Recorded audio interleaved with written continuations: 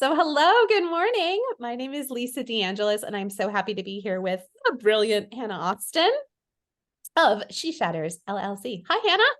Hi, so good to see you. It's great to see you too. This is a really fun reconnect for Hannah and I because we have, I'll say unexpectedly, just because it's not like I went into it expecting to sort of form relationships and make friends, but we went through the same writing and publishing program together, or in the same cohort, I should say. It was an individual process that we were a part of a larger group for, and it's just been such a pleasure to get to know her in all of her brilliance and what she's doing in the world. And I just thought it would be great for us to hop on today and have the chance to just connect on where we are in our lives, because we both have some really exciting things going. I've given this little chat a mini topic of women game changers, which is also the theme of your season podcast, which is starting out. And I want to get into that a little bit later, but I'm just so thrilled to be able to dig into this topic because it's what we're living out. It's the world we're a part of is so vital in this world of women game changers. So let's just kick it off and say, what does it really mean for you to be a female game changer at this point in time in the world? And why is supporting women at this moment so important to you and your mission? Yes, great. Thank you so much for having me, and it's nice to see you and for the question. I think for me, what it means to be a female game changer is for you to acknowledge who you truly are. Mm. I think a lot of times we associate being a game changer with status, right? I'm the CEO, I do this, I do that. You kind of rattle off your title of things and your title of accomplishments.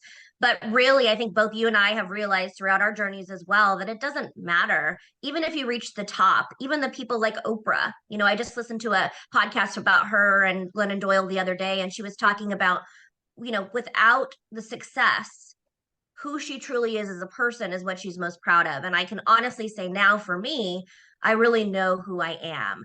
So for me, the work of supporting women that I'm doing with She Shatters and writing the book Hello Head Meet Heart and whatever the work is that I do daily, and I know this is true for you, Lisa, is it's so rewarding intrinsically to help women and men light themselves up from the inside out, right? To find their true passion, to work through change and transition, and to get to a place where someone's feeling confident and loves themselves in their own skin. Now, certainly every day you don't love yourself. We all have our mornings where we're like, oh God, our hair, or I wish I could lose weight or 10 pounds. But the essence of you and other people who are feeling a sense of accomplishment inside and not looking for those external factors. So well said. And I love that you brought up the term success. You use that word because I've been thinking a lot about this lately. I think the topic has been very resonant lately. And I think it has been a trap to think that success is one thing or looks one way or ends up in one path. And I really loved this idea. One of the mentors I work with has just sort of dropped in this idea that success is really a choice and success is really an embodiment of us living out our influence in the world. Mm-hmm. And Yeah. I've And I think it's those small steps of success, right? I mean, you and I talked initially years ago about, you know, all these small milestones that we've accomplished kind of writing our book. And you guys are seeing on the outside like we are product of finished authors and finished books, but no one has seen the texts and the no one has seen the text and the behind the scenes of Lisa and I going, oh my God, we have to figure this out, or technology, or hey, how do we even upload this? Like, there's so many small steps. And one of the Mhm. things I'm the most proud of, and I know you and I've talked about this as well, is think about all of those steps to reach the top of the mountain, right? And the accomplishment is really just putting one foot in front of another, because people ask me all the time, what's it like to write a book? Well, it is not a straight line, right? We know that nothing is a straight line, especially with change. But that's the beauty of seeing your book and seeing mine is like when we first opened that box and we started crying when we saw it, it was because we were acknowledging all those small steps that it took to get there. So I think success Absolutely. is those steps, right? Absolutely. And every time we move into these spaces where we have done something, where we have shown up in the world in a way that we put a flag in the ground and say, this is a piece of what I'm bringing to the world proudly, I think that's what changes the game, Yeah. so to speak. I think I love that's it. what moves the mark in a much, much, much broader way. And if we can each do that in the ways that serve both ourselves and the people we interact with at any level, whether we are the CEO of the company or whether we are starting a new initiative to try and bring people together, this Yes. is truly what changes the game. And I think really we've realized over the last number of years how many women have not really felt empowered in whatever Mhm. way to be able to do that. Maybe it was some external factors in their lives, maybe it was some cultural things going on, but I think we've stepped through a portal into a time where all of a sudden so much is available to us that we have some real opportunities, and it becomes almost an imperative for us to step through and change the spaces we are able to in our own lives, our own sphere of influence, so that we can move those ripples out into the world in a more broad way. So I love that. Just by you saying there's so many opportunities out there. Imagine being a young Lisa, a young Hannah, and someone like you or I saying that to someone. There's so many opportunities out there for you. Let me help you get there. Mhm. And let me remove those barriers versus being threatened by young women, young people who have these amazing ideas. I mean, I was just saying to Lisa before we started recording, like, I just, I don't have my social media person anymore and kind of my assistant. And I'm like, oh my gosh, I miss her so much because she added so much value. I added some knowledge and she added like everything else to make my world go round. So I think it's acknowledging those women in your life who will help you get there. Great. I love that you said that. I want to sort of front an honest, reflection. I think we've talked about this, is Yeah.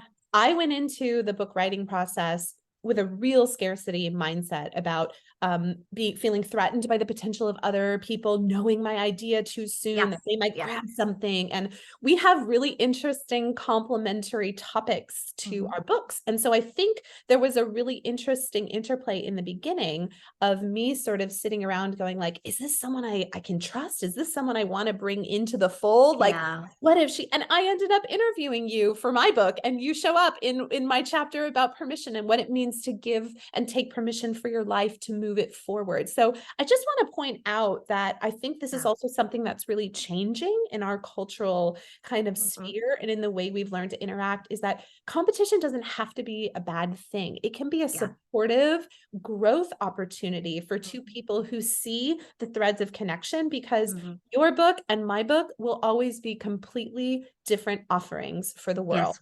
Yeah. in a And I love that complementary way. I love that you said that, Lisa, because I think, I mean, I'll be completely honest. When you're in a room full of people on Zoom and there's 100 people and someone starts rattling off who they are, blah, blah, blah, you're like, wow, that woman's got her SHIT together. But do I run towards her or run away from her? And this has been, and I'm just going to be completely honest with the audience, like, this has been my demise of my career for the last 20 years. One of my biggest learnings, I don't want to say regrets because now I'm happy, but one of my biggest learnings was I ran away from a lot of those women because I Mm. didn't know if they were going to, if I could trust them, if they were going to hurt me versus, elevate me.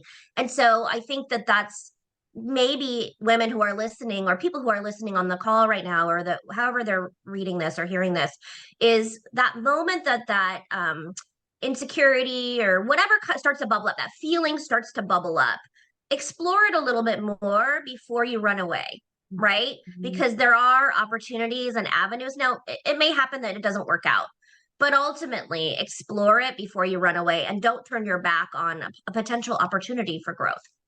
Yes, I love that so much. And I'll sort of like take a brief moment because Yeah. I flashed them a little bit earlier, but Hannah's wonderful book is called Thanks. Hello Head Meet Heart: How to Tap into Your Extraordinary Life. I'll have her just say a few words about that in a moment. Yeah. And my book, Embracing the Unknown. Ooh, there we I go. love the cover. Love Exploring the the cover. pathways to change. Thank you so much. So really, I love that you mentioned that my book, Embracing the Unknown, is really about what it means to be in these spaces of not knowing, which are Yes. which are scary, which are Yeah. really what to do when you're sitting there there almost feeling paralyzed because you have Yes. all of these barriers, you aren't sure what to do and how to move forward. And yours deals with this question of what to do when you have found yourself in a moment where you have lost that sense of spark of who you Mm-hmm. are as a person. So Yeah. what would you say to people who are finding themselves in this situation to say, what do I do? How do I even start taking the next step? How do I begin to look at my life through a different lens? Obviously, we're sitting here going, we have some resources for you, but Right. what would you say to people who are finding themselves going, oh gosh, I hear you, and yeah, I feel that in me.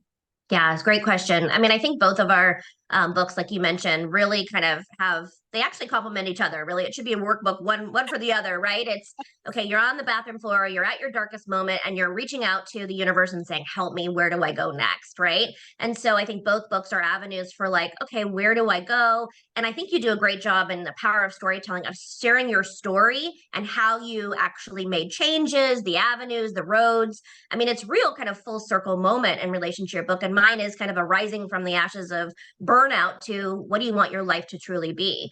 So I guess what I would say is start where you are now, right? Start, speaking to the women or people that are hearing this that are really like struggling and like where to go.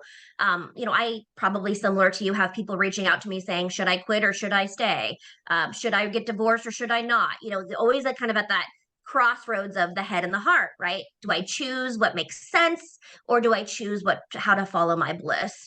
And the beauty is embracing the change and connecting your head and heart together where it's tapping into what is realistic, like what are the actual factual things that you need to have, money, water, sleep, eating, those type of things, basic needs. And then what are those emotional needs that you really have that you're like up at 4 a.m. saying, gosh, I really want to start a podcast or I really want to write a book. So the first thing I do when I talk to people and women who come to me in my practice is really around where are you right now? And what are the feelings that are bubbling up? And what if you don't do anything?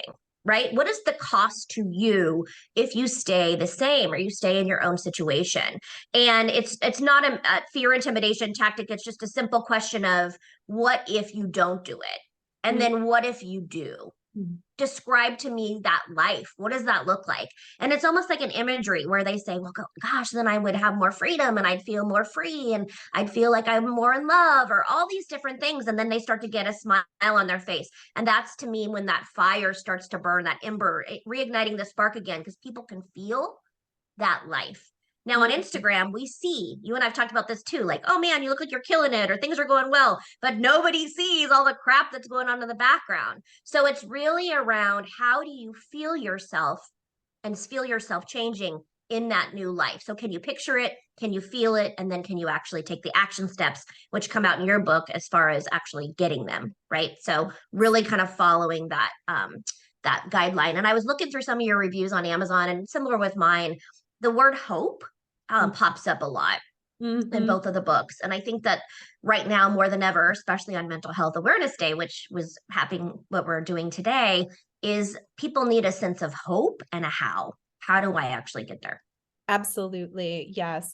And I think for me, what came out really interestingly as I wrote and as this book has come out into the world and I've been getting some feedback, it's this sort of interesting mission piece that I didn't even realize needed to be there, which was to normalize that Yeah.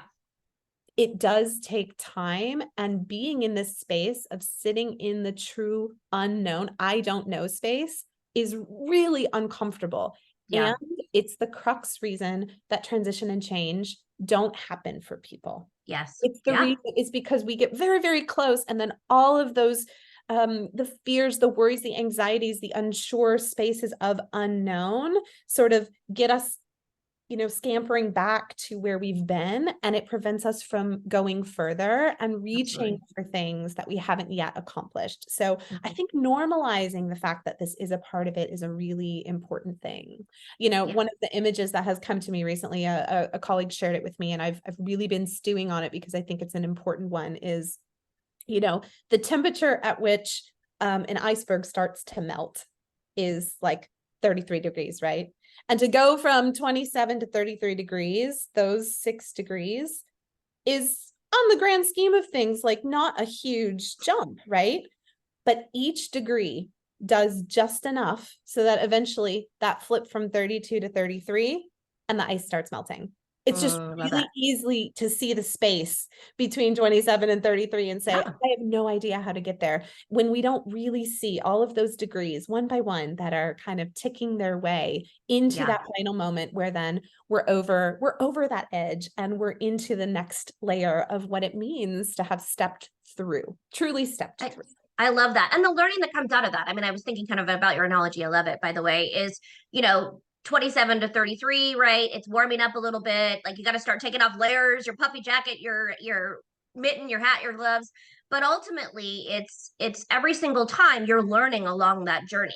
When you and I first started the book program, I'm sure we thought it was going to be one way and it went a completely different way. And I think there was times where we second guessed ourselves, right? I mean, I remember for me, the night before I was going to hit send on Amazon, I called my mom and I said, I don't this if I push when I push send tomorrow, everyone will know that I was on the bathroom floor contemplating ending my life.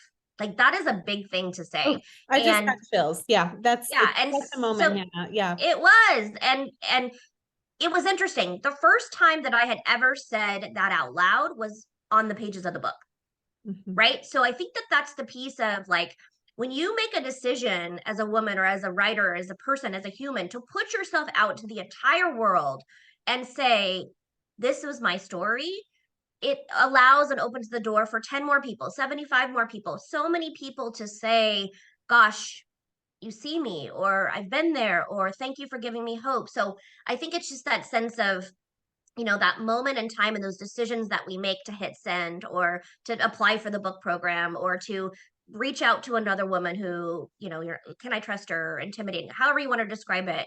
It's all those small little moments. And I think you talk about this in your book is just like those signs of change, like should I do it? Should I not? And then the pathway to change, right? Those uncomfortable moments, those itchy moments. I mean, I remember I almost didn't do the book, right? I almost didn't publish it. I was maybe switch topics for 10 minutes. Like, there's so many of those moments of like road signs saying caution or it's slippery when wet, all these different things, paying attention to those signs, but having that gravitas of the pull of your heart or your gut saying keep going. Absolutely. And how easy it is to sort of get lost in a little bit of that kind of closing in perspective, and Yes. how we can really be the ones that turn outward again to say, what if that's not the only way to see this? One of my big Yeah. things, of course, is seeking the questions more than the answers, because I think we live Mm, in a culture that still really wants to know and yep. wants to find the way, when in Yeah. reality, I think sometimes getting more comfortable with figuring out what is the next question I can ask to help Mm, me figure out the next way to go, because it yeah. leaves us with honestly always kind of an unfolding journey rather Yeah. than feeling like, okay, I did it. I answered the question and I got there. So Yeah. I think that's a really cool thing too. Well, on that note, let me ask you a question I'm just curious about. Yeah. So, what was the biggest question for you that came out of book writing process, or did you get more answers than questions? And where are you now with kind of with like, putting the book out into the world and what it meant to you? What's that kind of question that either your readers keep asking you or that keeps bubbling up at this time? That's a great one. I love that. For me, the whole question as I was writing, I really struggled with landing on my title. Actually, it took me a Hmm. really long time, and I had already sent my first draft manuscript in. I was pre-selling copies, and I knew the book didn't have the right title, and it Ah, drove me crazy. It drove yeah, me yeah, crazy because I knew it was going to change, but I didn't know what the right title was. So the lingering question was, what really am I standing for in putting this message out in the world? What am I really advocating for mm, people? And I knew it wasn't going to be something for me and my book that felt like this is the one way. It had to be an invitation to getting more comfortable with the process of something that is inherently really uncomfortable. So choosing to use the word embracing as mm, sort of an action word. It wasn't embrace. It wasn't, embracing the unknown. Really felt like it was an important way to call people into something that is alive, into a nice. relationship with being in the world in an exciting way. I think now that that has sort of been out into the world, I have a lot of people that are coming to me with an interesting point of feedback, because what ends up happening is they start reading the book for one reason, and what ends up being the result is something they didn't even realize was in Oh, the interesting. book. And that's been cool. That's been really, really cool. Harder to kind of pull those threads, because Yes. it's a much more indirect pathway.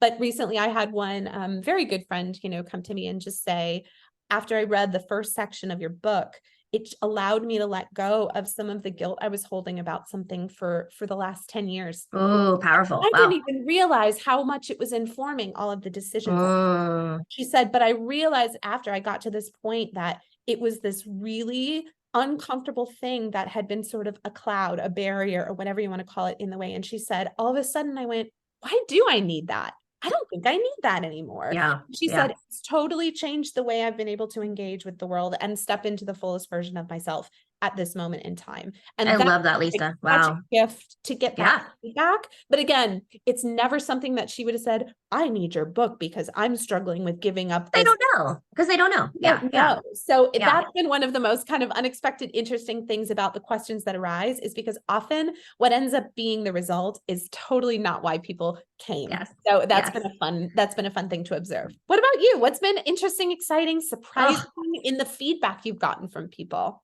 um, well, first it's been the texts and the DMs from strangers, right? Like I'm Mhm. reading your book, I'm reading chapter 7 right now and I'm crying or hey, I had a teacher reach out to me the other day that's like, I've decided to quit my job, but I'm going to be working at a charter school now. I've always wanted to. Now's the time. Thank you so much. So it's those life pivots that you're like, "Oh my gosh, it is powerful that you can write something that someone interprets, to your point, something different, and then they make the change." I think the other surprising thing for me is I thought this book was for people who are burned out. Mm. And one of the reviews I received was like, I'm not burned out at all. Someone gave me the book. I read it because of the cover. I liked the cover and the title, that's kind of like why people are buying the book. And then she said, although it helps with burnout prevention, what it really made me realize is I need to start giving back to more women and mentoring them instead of seeing them as competition. Wow. And I thought that that was very touching in the sense that, because that was me, right? I was seeing competition over collaboration. And there was a big sense of loneliness and loss associated with competition versus collaboration. So that really warmed my heart. And then just yesterday, a woman reached out to me and said, I'm reading your book right now, but I had to stop reading it because what your story and mine is very parallel in the sense that I'm very raw right now. And I feel like it's Mhm. going to open a lot of things that I really can't handle. But I have planned a weekend away to go to the beach with just your book. And that is going to be my time to basically, rise from the ashes of burnout. Like she's planning her uprising. And I thought Ooh. that that was very emotionally responsible, sound, touching, that this woman sees the value in the book and is like, this is going to be a book that helps me unravel and then provide my ideas or hope for a new life. And that was like, oh my God, these women inspire me to keep writing, Mm. right? And Mhm. maybe that, well, actually, not maybe, I'm glad I pushed send on the Amazon upload, Of right? course, of Those were course. those validating moments because I mean, you feel this way. You look at your book sales, some days are great, some days aren't. And it's like, but the reality is it's not about the numbers. It is about the impact. And I keep thinking about the Glennon Doyles and the Cheryl Strayeds of the world who wrote these incredible books, but it is not till, 5 years later, 6 years later, 7 years later, someone writes it or reads it or turns it into a movie and it becomes a phenomenon, right? So you never know where that golden thread is going to be and who's going to share your book with others. It's a gift to the world, and whoever opens it, it's a gift for us. Absolutely. I think culturally it's become very easy to forget that everyone has those first moments, right? That the first time a speaker walks into a room and there's only 3 people sitting there. The first Yeah. time you launch a podcast Yeah. and you just got a few listeners that come. But that is how it starts. This is back to what we were saying before, is that it's really easy to get lost in this trap of, unless you are here, you are Yeah. not embodying success. When in reality, what you just said was so powerful. And that is changing the game. That is bringing us to the forefront of what we can accomplish in the world to bring so much hope, empowerment, and Yeah. meaning to the lives of women, which is amazing. So on that, let's talk about what you've got going on. What kind of projects are you working on? Let us in on the. Well, you'll love this. I mean, after reading your books and several of the other members in the cohort, like we were busy reading everybody's books as well because we're trying to support each other. I've really come to realize that the business that I started 2.5 years ago, I've changed, right? I've changed, I've grown, I've evolved. And so right now, to be fully honest, I'm in the process of kind of rebranding, changing even the colors of my website, how I want to make people feel, because I've been listening. I've been listening when I do speaking engagements and women and men coming up to me saying, this resonated with me, which is like, to me, it was like that was like my most boring point. But that's what's resonating with, I mean, I was judging my own points, right? So listening more to the audience and to, my fans or whatever, the book people, to say, what do you want from me? What is resonating with you? And so changing my business model to really be getting out, speaking more. Now, I haven't mentioned this to anyone other than close family and friends, but I am potentially looking at teaching a work-life integration course at a Amazing. college. Amazing. Yeah, at a university. Wow. Yeah. Wow. And that is again a single step. I reached out to one of my universities that I went to undergrad and grad school for, and mentioned the work that I'm doing, and I'd love to, teach a class to the students. And then they were like, "Oh, what would that look like?" And then I reached out to another person at NYU who's teaching a happiness course, and he's like, "Hannah, you should do this." So then kind of started the ball rolling. So thinking about, how I can translate wellness and work life integration and opening your head and heart to a broader audience, especially younger women who are in their 20s who haven't truly burned out yet, but are heading for a career ahead. So looking at more prevention than recovery. Amazing. And yes, as you named, on Mental Health Awareness Day, and when we're really talking about this topic, we are seeing trends of younger and younger individuals struggling with this from earlier ages, and Right. feeling like they have less guidance, less models, less supports for how to move forward, and butted up against some of those truly unattainable goals we see in other people's sort of limelights of success, is really how to create your own pathway forward, which I think is a really powerful thing. Yeah. Yeah. Tell me about you. I know you have got a change program coming up, and I want to hear all about that. I am really excited. In the wake of publishing a book, as Hannah knows, I jokingly say I thought writing the book was going to be the thing, was going to be the hard thing. And she's laughing because I know she feels the same way. But the day that book launched, it's like it started a whole new thing, and there's no end goal in sight, because nobody told us that, by the way. Told us that writing the book was just getting to ground zero, right? It was just the work to get us to this point where we have a different launch pad for the way we exist in the world. So I've just really been trying to find the balance of celebrating and enjoying this period of time, as well as figuring out sort of the what's next. But I am really excited. I am launching, starting tomorrow, a 6-week virtual creative think tank called the Change Lab. And I'm really inviting people into a space where the combination of dialogue, reflection, and working on developing some tools around the topic of change can really be a vibrant way to engage in conversation. I really don't want it to feel like a passive course, and I really don't want to show up going, I can tell you how to change. This is really a space to say, I'm just going to welcome in the space for us all to have real talk conversations in a way that feels honest, feels safe and supported, and we can all learn from each other, because we're really just working on what it means to play with this experimental lab that really is life. That's what change is, right? We're walking through life in a way to have fun with it. So I'm really excited about this opportunity. I'm going to run it for 6 weeks. It's free. And just people can drop in for one, come to all, just really find a way to engage and just say, does this hit me in a way that I want to dive deeper? And I think that's going to be a really exciting space. I'm thrilled for the women who have already signed up. I'm really, really just so looking forward to welcoming this conversation into a broader space. I'm so excited. I saw it on LinkedIn, and obviously you and I had talked about it. So it's once a month for 6 weeks.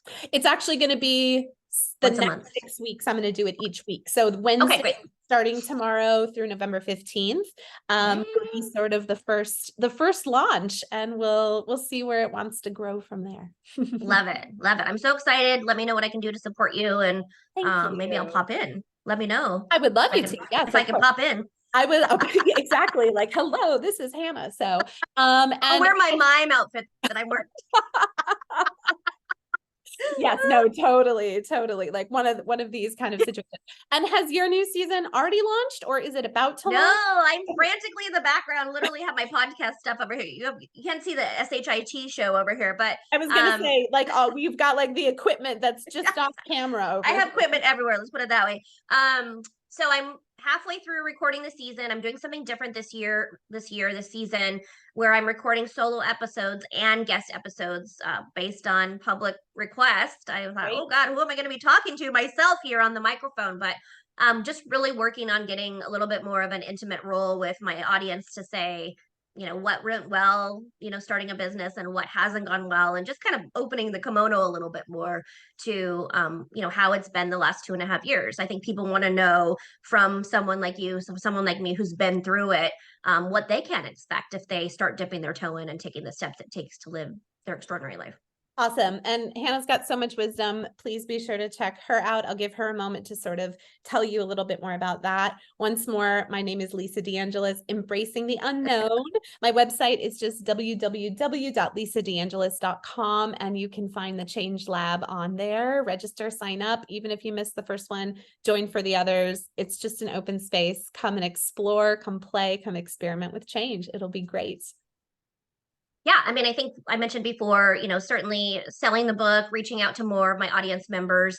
One of the things I'm doing is women's groups. So a lot of women have reached out to me after they've read the book to say, what's next? You've given us so much, but how do I incorporate this specifically into my life? And I had my first women's group last month. It was eye-opening for me. I learned a ton. And it was really nice to see, and you'll see this in your change group probably, all the women coming together, collaborating, sharing ideas.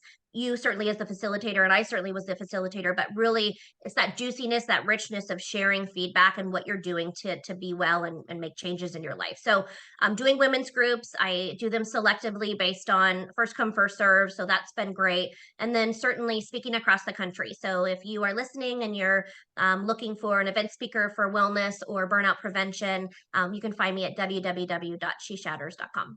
Amazing. Thank you so much, Hannah, for joining me. It was probably long overdue for us to just get together and do a little bit of this chat magic. Hannah's an incredible person. Check her out. Thank you so much for listening and for joining us today.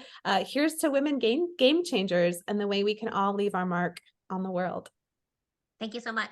Thanks. Have a great day. You too.